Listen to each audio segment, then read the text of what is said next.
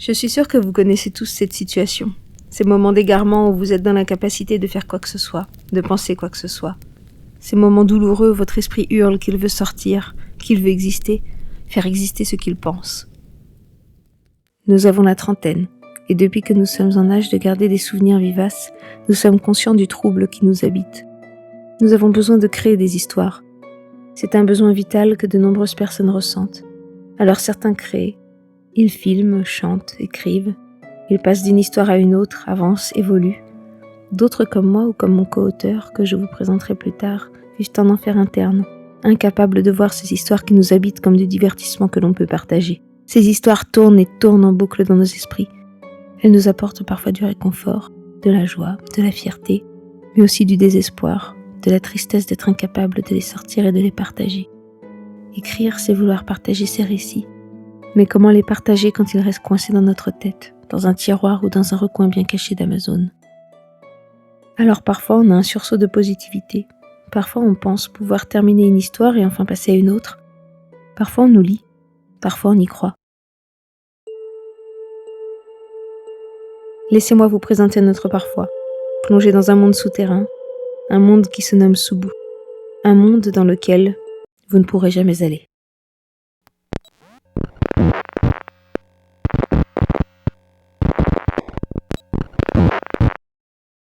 Pour cette série de vidéos, vous entendrez parfois la voix de Nicolas Keman, mon co-auteur dans ce projet et aussi auteur du roman Kepler. Quant à moi, je suis Elo de Salm, autrice de La fin du Subu. La fin du Subu, c'est ça. Une saga de dark fantasy se déroulant dans un monde souterrain et où chaque pas peut être le dernier. Aucun humain, aucun elfe, aucun nain. Tous les peuples de ce roman sont inédits. On y suit deux personnages principaux, Nidwa et les îles, deux personnages que tout oppose. Ils ne sont ni de la même espèce, ni du même monde, puisque le peuple de l'un est oppressé par l'autre, mais malgré une forte mésentente, une chose va finir par les réunir. Une chose terrible, un secret inavouable, une monstruosité. L'innommable. Ce roman est totalement inconnu, alors pour que vous compreniez mieux ces enjeux, laissez-nous d'abord vous exposer nos inspirations. Voici Oddworld, un jeu de plateforme conçu en 1994 par Lord Leaning, développeur chez Oddworld et NetBeatent. Mon co-auteur y jouait et moi je regardais, à la fois fasciné et terrorisé. Fasciné par ces petits êtres gris, attachants, mais terrorisé par ce qu'on leur faisait. Les images de ce jeu ont longtemps tourné dans ma tête. Je devais probablement être trop jeune pour être exposé ainsi à un tel scénario. Quoi qu'il en soit, il est devenu un des moteurs principaux de mon univers et a façonné toute son intrigue. La fin du Subu n'est pas seulement née de cette inspiration. Il a aussi fallu un autre traumatisme d'enfance. Un autre jeu, un peu moins glauque certes, mais tout aussi impressionnant pour un enfant. Je veux parler du jeu Thorin's Passage, sorti en 1995 sur PC. Cette fois, c'était mon père qui y jouait. J'avais moins de 6 ans et je me rappelle encore de l'esthétique de cet univers. Une esthétique qui me plaisait et qui a façonné mon goût pour les cristaux. Cristaux désormais très présents dans mon univers. Puis j'ai commencé à grandir et petit à petit j'ai développé un goût certain pour la fantasy. Tout a commencé avec le film Willow, puis Le Seigneur des Anneaux, qui a marqué à jamais mon rapport à la fantasy et à l'écriture. J'étais tellement emballée par l'univers que je rêvais à mon tour d'écrire mes propres histoires. Alors c'est comme ça que j'ai mis un pied dans la littérature de fantasy et que je suis tombée sur la légende de Drizzt de Salvatore. L'histoire prend place dans un monde souterrain où les Drow, des elfes noirs, se livrent une guerre sans pitié. Un univers sombre, choquant, où l'amour est absent mais dont le héros réussit à s'extirper. C'est sans nul doute grâce à ces personnages que j'ai pu développer les Narars et les rendre aussi détestables.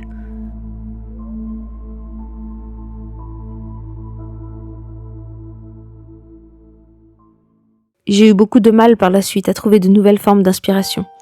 Après Le Seigneur des Anneaux, il y eut une vague de films de fantasy, mais rien d'aussi sérieux et prenant que ce que Peter Jackson avait fait avec les livres de Tolkien. L'esthétique de certains films de Don Bluth fait également partie de mon répertoire d'inspiration. Comment rester sensible face au hibou dans Brisby et le secret de Nîmes, face au rat gardien, face à cette ambiance très inquiétante qui règne une bonne partie du film. Et sans parler de la boue et des ronces dans Le Petit Dinosaure, ainsi que ces nombreux autres détails qui contribuent à poser une ambiance. D'ailleurs, les ronces représentent une fleur très importante dans mon univers. Et la boue, eh bien la boue.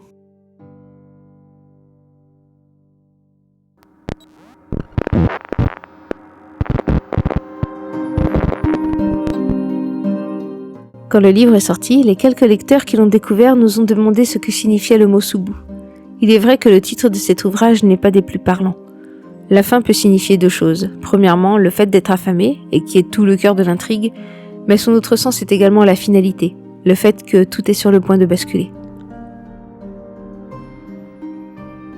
Quant au mot Subu, il désigne tout simplement le monde qui se trouve sous la boue, donc sous la surface.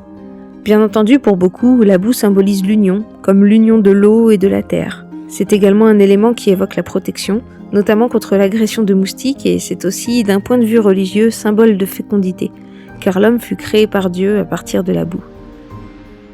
Pour moi, c'est tout autre chose. Sans doute traumatisé par la scène du T-Rex dans Le Petit Dinosaure, j'ai associé la boue à quelque chose de très sombre, à la peur, à une vie difficile et à de la tristesse. C'est aussi une colle qui nous retient au sol, et une matière capable de recouvrir tout ce qui est propre et lumineux. C'est pour cela que mon monde de la surface, qui se trouve donc sur la boue, et qui se nomme logiquement Surboue, est un endroit que je veux garder au maximum mystérieux et désolé. Il faudra au lecteur plusieurs tomes avant d'enfin connaître cet étrange lieu. La fin du Subu, c'est un titre qui nous semblait évident, et nous avons bien du mal à en imaginer un autre. D'aucuns nous diraient qu'il serait plus accrocheur d'avoir un titre plus explicite comme La guerre souterraine, Le monde d'en bas, Les royaumes souterrains, ou que sais-je d'autre encore. C'est un choix. Nous l'avons fait en toute connaissance de cause, et même si nous avons parfois eu des doutes, ce titre, c'est le seul titre qui puisse aller à cette histoire.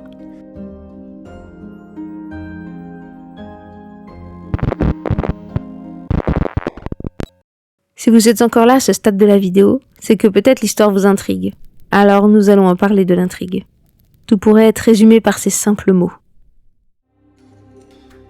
D'où provient votre viande? C'est une question que vous devriez vous poser. Car ce que vous mangez,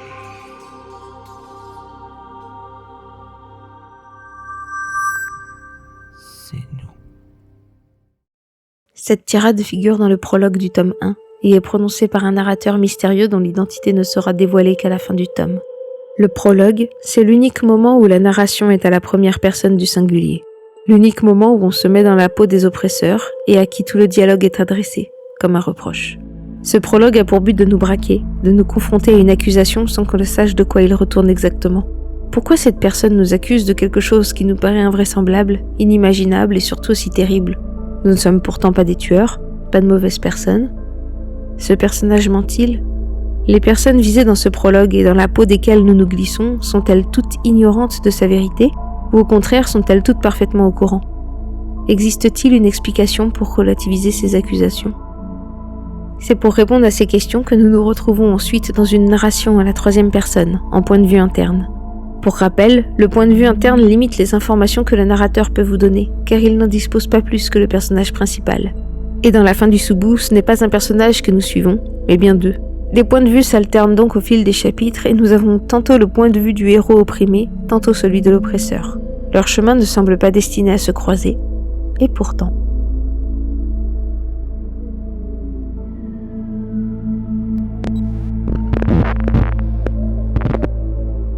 Sur la 4e de couverture, on peut y trouver le résumé que je vais vous lire.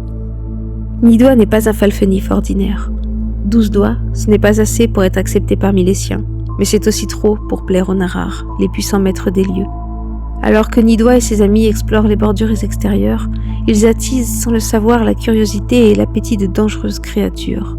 Tout est leur faute. La cité attaquée, les innocents massacrés et les terribles répercussions qui en découlent. Aucun retour en arrière possible. Nidois doit se cacher et espérer qu'aucun Narar ne mettra la main sur lui. Surtout pas les îles. Le riche noblio chargé de faire la lumière sur toute cette histoire. La situation pourrait-elle être pire? Oui, car Nidois n'a pas seulement provoqué les récents incidents, il a également trouvé ce que personne n'aurait dû trouver.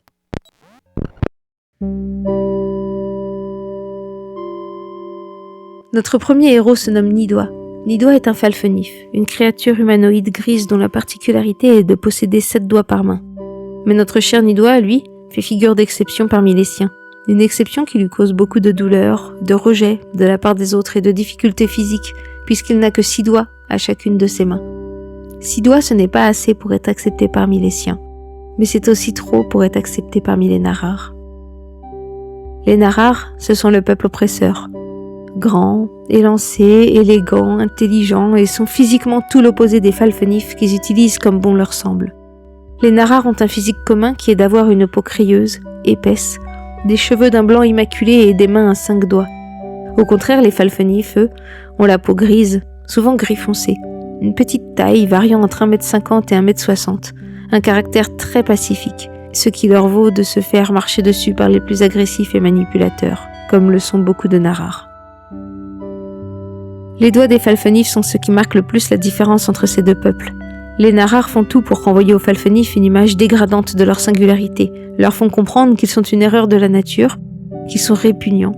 C'est à tel point que certains, ayant complètement intégré cette doctrine, ont fini par porter des gants à 5 doigts pour cacher leurs différences. Or, la vérité est que ces doigts surnuméraires sont très utiles aux Falfenif.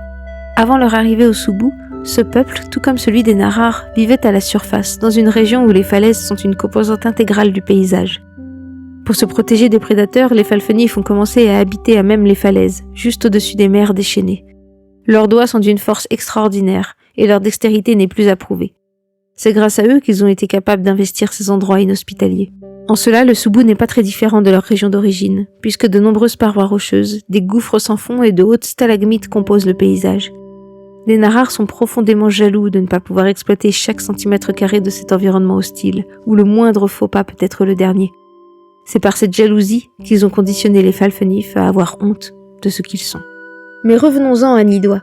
De par sa différence, Nidois se sent rejeté, et ne peut compter que sur ses 2 amis avec lesquels il part souvent en expédition dans les bordures extérieures, un endroit interdit, à l'extérieur des murs protecteurs de la cité. Malgré leur amitié, il arrive souvent à ses 2 amis de taquiner maladroitement Nidois sur le fait qu'il est plus grand que la moyenne, que son visage est un peu bizarre et surtout sur le fait qu'il est né avec des doigts manquants. Cela attriste beaucoup Nidois, qui a du mal à se faire une place dans ce monde. Ses particularités physiques lui valent également de nombreux problèmes auprès des Narars, surtout des contremaîtres chargés des travailleurs de la carrière de Tourbe, où Nidois passe le plus clair de ses journées. Le fait qu'il soit plus grand que les autres Falfenif fait de lui une cible idéale aux coups de fouet et aux travaux les plus pénibles. L'enfance de Nidois est banale au regard de l'enfance de ses congénères. Comme nombre d'entre eux, il a passé une partie de son enfance seul après le décès de sa mère. Il a pu survivre grâce à certains adultes qui prenaient toujours soin des enfants livrés à eux-mêmes. Parlons à présent de notre second protagoniste, Lézil Olnirine. Lui, contrairement à Nidois, ne connaît pas la misère, puisqu'il est un riche Narar doté du pompeux titre de Sunduil, un titre qui lui confère le pouvoir de former et diriger une troupe de soldats.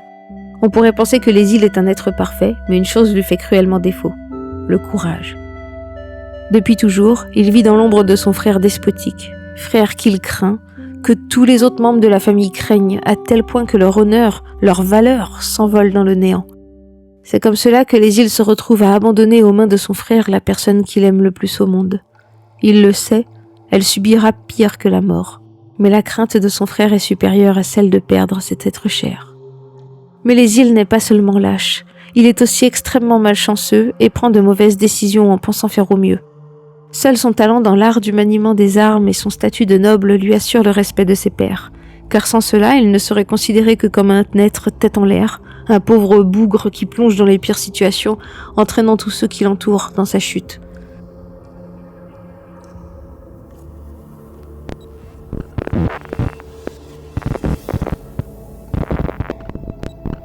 À partir de maintenant, toutes les informations données seront susceptibles d'être des spoilers. Aussi, si vous n'avez pas encore lu le livre et souhaitez garder toute la surprise, je vous conseille de sauter cette partie jusqu'à ce timecode. Et je vous invite à regarder en barre d'informations car il y a le lien pour vous procurer le livre. Quant aux autres, vous pouvez vous resservir une tasse de thé et continuer l'écoute de cette vidéo.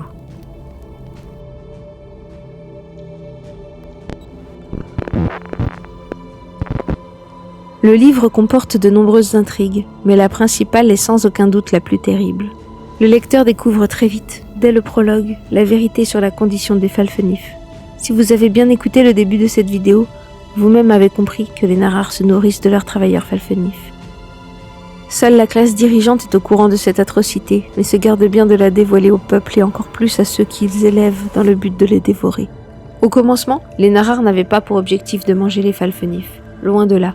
Il faut savoir que les Narars sont venus vivre au Soubou après une terrible guerre en surface. Dans leur fuite, ils ont emmené avec eux leurs domestiques Falfenif, sous couvert de protection. De domestiques respectés et rémunérés correctement, les Falfenif sont devenus des travailleurs brimés, forcés, maltraités et payés en pelures de légumes et autres nourritures moisies. Petit à petit, les Narars se séparèrent en plusieurs groupes et fondèrent 15 cités au Soubou. Notre histoire prend place dans la cité nommée Carmozan, dont le surnom est la cité des rivières vertes, en référence aux rivières qui coulent autour de la cité et la protègent des prédateurs qui craignent l'eau. Dans cette cité, les choses vont mal.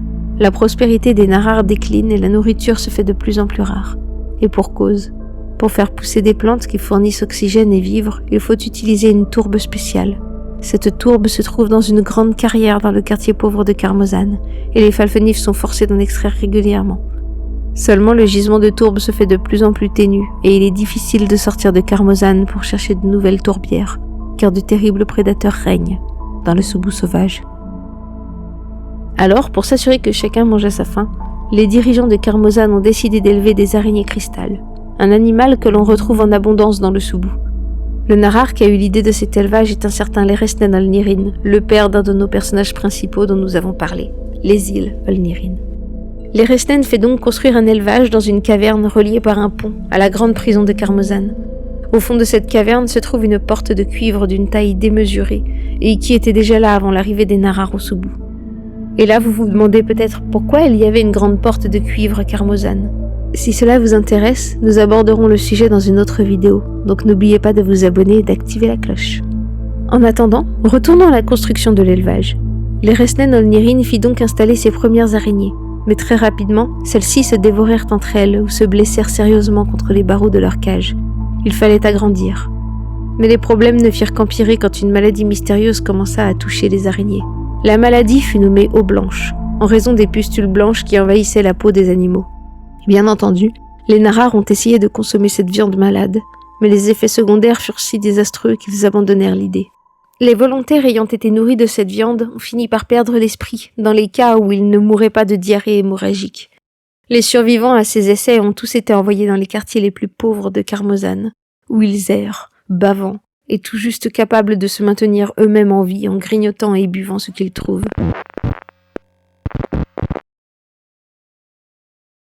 Leresnen Olnirin commençait à angoisser. Le roi comptait sur lui pour sauver Carmozan de la famine. Alors une nuit, alors que les dernières araignées encore en vie montraient des signes de maladie, il décida de passer à un autre type de viande. Tout se mit extrêmement vite en place. Prétextant une surpopulation parmi les Falfenif, il leur fit croire qu'il devait déplacer une partie d'entre eux dans une autre cité. Quelques volontaires acceptèrent, mais ils n'étaient pas assez nombreux. Alors les soldats réquisitionnèrent en priorité ceux qui ne représentaient pas une bonne main-d'œuvre. C'est ainsi que des centaines de Falfenif furent déplacés dans l'élevage, où ils connurent un sort des plus terribles. Il s'avéra que les Falfenif étaient robustes aux maladies, et très fertiles. C'est ainsi que l'hygiène commença à être négligée, et qu'aucune considération ne fut portée aux malheureux, tant les Narars qui travaillaient dans l'élevage étaient persuadés que les Falfenif ne ressentaient ni la douleur, ni ne comprenaient ce qu'il se passait. En réalité, ce n'étaient que des illusions dont ils se berçaient, afin de se donner bonne conscience face aux terribles actions qu'ils commettaient. Je ne vais pas détailler dans cette vidéo les actions commises envers les Falfenif, car ce serait peut-être trop violent à écouter pour une toute première vidéo d'introduction à l'univers. Alors n'hésitez pas à me mettre un commentaire si vous souhaitez une vidéo complète sur l'élevage à Carmozan. Les années passant, l'élevage connut une baisse de population notable. Alors les Narars commencèrent à procéder à des arrestations. Chaque Falfenif qui ne se comportait pas de manière exemplaire était envoyé dans l'élevage. Et c'est ainsi que la population Falfenif connut une baisse drastique de la violence, des dégradations et des vols. Toute la communauté se retrouva soudée, en harmonie les uns avec les autres, mais également très docile envers les Narars, à un point tel qu'ils se sentaient privilégiés d'être maltraités par leur maître. Les Narars empêchaient également les Falfenif d'avoir plus d'un enfant par famille, en sachant très bien que cela relevait presque de l'impossible. La raison invoquée était la surpopulation à Carmozan, mais en réalité, les enfants nés illégalement étaient pour la grande majorité envoyés à l'élevage, quand ils n'étaient pas utilisés comme mannequins d'entraînement pour les soldats, ou encore comme des flouards avant une mort horrible par quelques Narars sadiques. Mais là, après toutes ces informations, vous allez peut-être me demander, mais en quoi tout ceci constitue l'intrigue principale du roman? Et c'est vrai que je n'ai pas vraiment expliqué la raison.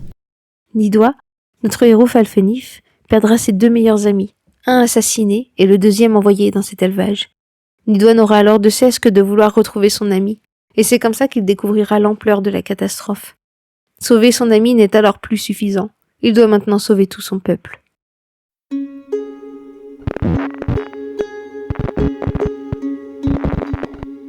Vous voici arrivé dans la partie sans révélation. Pour donner un peu de contexte aux gens qui ont sauté la partie précédente, sachez que nous avons parlé de l'intrigue principale. Nous aurions encore de nombreuses intrigues à explorer, comme celle liée à l'orbe, une boule lumineuse qui accompagne Nidois dans tous ses déplacements. Sans entrer dans les détails, sachez que lors d'une expédition interdite entre amis dans le Soubou sauvage, Nidois découvre un éclat de pierre noire, une obsidienne, au fond d'un lac. Il en sortira très vite une boule de lumière qui semble avoir envie d'aider celui qui l'a découvert. Qu'est-ce que l'orbe ? Pourquoi est-il lié à un éclat d'obsidienne ? Quelle sont l'étendue de ses pouvoirs et comment s'est-il retrouvé au fond d'un lac ? Et que dire de l'intrigue des Goln, des créatures dangereuses vivant dans le Soubou sauvage et qui attaquent de plus en plus Carmozan ? Pourquoi attaquent-ils la cité ? Pourquoi sont-ils de plus en plus nombreux ? Tout ceci pourrait faire l'objet de prochaines vidéos et nous avons hâte de partager tout cet univers avec vous. Car pour nous, la fin du Soubou ce n'est pas qu'un roman. C'est un terrain d'exploration, un endroit où notre créativité est le seul maître. Un monde à critiquer, à fantasmer. Notre vie a changé le jour où nous avons posé nos premières idées sur le papier. Le jour même où nous avons évoqué de vive voix ce petit personnage que l'on voulait appeler Nidois et qui vivrait une aventure difficile, mais aussi incroyable. Car pour nous, les auteurs de ce roman, c'est la représentation tangible de notre créativité. C'est un petit bout de notre conscience que l'on peut désormais tenir entre nos mains et façonner selon nos désirs. Et le plus merveilleux dans tout ça, c'est vous qui participez à faire vivre ce monde en lisant le livre ou en visionnant cette vidéo. Nous vous remercions chaleureusement et nous espérons bientôt vous revoir pour la prochaine vidéo. Prochaine vidéo dans laquelle cette fois vous incarnerez un de nos chers petits Falfenif. Alors, chers Falfenif, abonnez-vous, activez la cloche. C'était Hello de Salm et Nicolas Keman. Et nous vous disons à très bientôt pour d'autres explorations.